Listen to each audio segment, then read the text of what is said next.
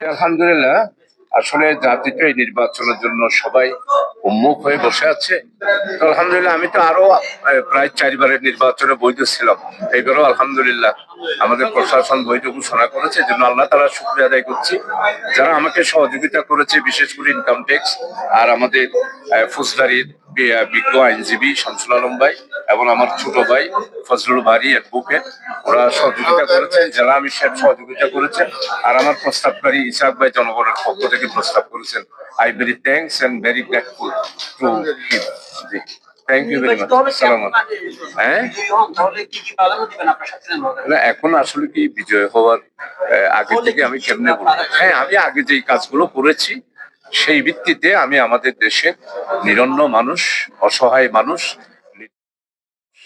তাদের সবাইকে একটি নিরাপত্তার নির্বাচনী এলাকা হিসেবে গড়ে তোলার জন্য আমি চেষ্টা করছি। আমি আমাদের সাতকানিয়া লোহাগাড়ার ব্যাপারে আমি আশা করি আমি এই পর্যন্ত উদ্ধারটা যদি হয়ে যায় তাহলে 100%, উদ্ধার না হওয়ার কারণে একটু আমি আতঙ্কিত আছি।